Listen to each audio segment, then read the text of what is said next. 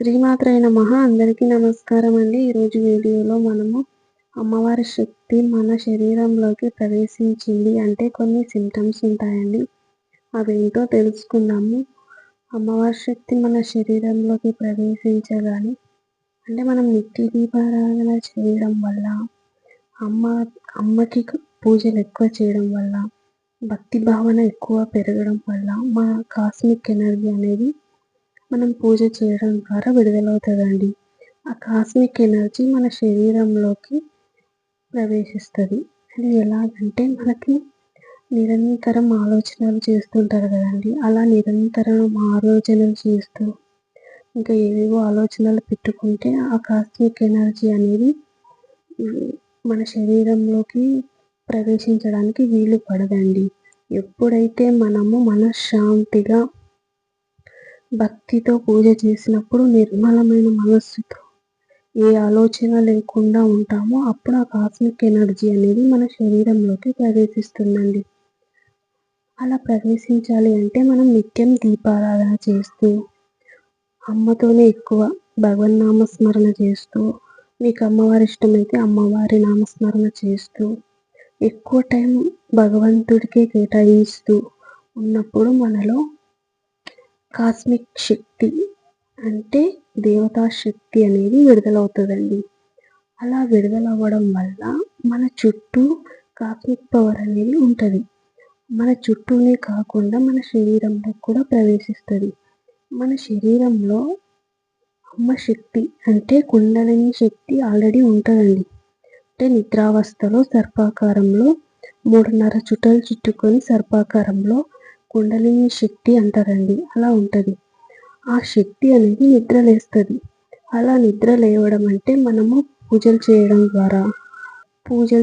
ద్వారా ధ్యానం చేయడం ద్వారా ఆ శక్తి అమ్మవారి శక్తి కుండలిని శక్తి జాగృతి అవుతుందండి.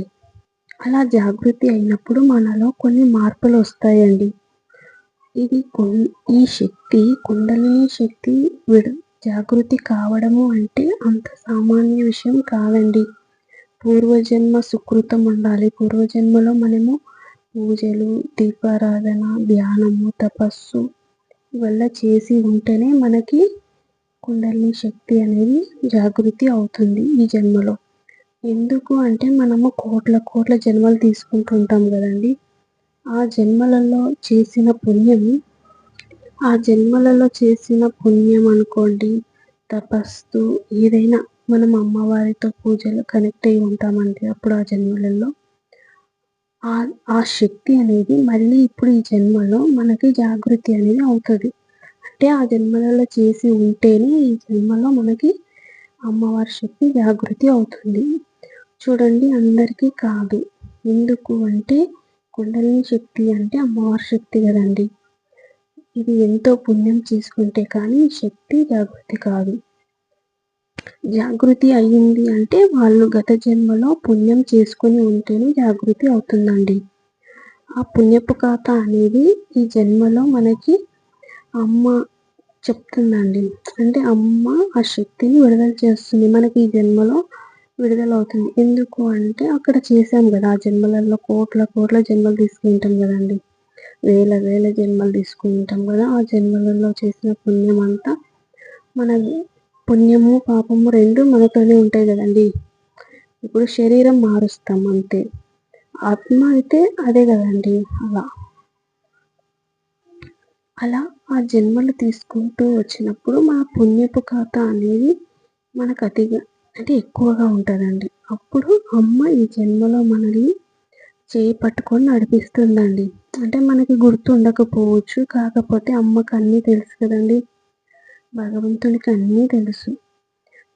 మనం ఏంటో మనకు తెలియదు. మన గతంలో గత జన్మలో మనం ఏమై ఉన్నామో కూడా మనకు తెలియదు. కానీ భగవంతులందరికీ మనం ఏంటో తెలుసు. ఆ పుణ్యం వల్లనే మనం ఈ జన్మలో ఈ కుండలిని శక్తి అనేది జాగృతి అవుతుందండి. అలా కావడం అనేది మనకి మంచి సైన్ అండి. ఎందుకు అంటే మనకి ఈ అమ్మవారి శక్తి జాగృతి అవ్వగానే కొన్ని సింటమ్స్ వస్తాయండి. అవి ఏంటో తెలుసుకుందాం. మన శరీరం వేడిగా ఉంటుందండి, వేడెక్కుతుంది, చాలా హీట్ అవుతుంది. ఇంకా సాత్విక ఆహారంలోకి వచ్చేస్తాము. ఇంకా నాన్ వెజ్ అనేది తినమండి, ఎగ్గుతో సహా తినము. అమ్మ శక్తి ఉంటుంది కదండి, అందుకు మనం సాత్విక గుణంలోనే ఉంటాము. ఎవరితో ఎక్కువ మాట్లాడము, మన పనేంటో మనం చూసుకుంటూ ఉంటాము. అమ్మతోనే నిరంతరం ఉండాలని అనిపిస్తుందండి. ఇలా చేయడం వల్ల మనకి ఇంకా అమ్మ మీద భక్తి భావన అనేది ఎక్కువ అవుతుంది.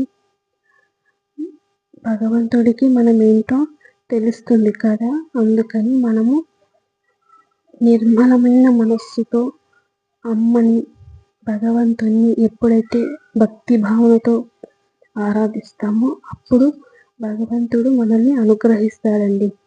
భగవంతుడు అంటున్నాను, అమ్మ అంటున్నాను అంటే ఇద్దరు ఒకటే కదండి. ఇద్దరిని మనము ఒకటేగా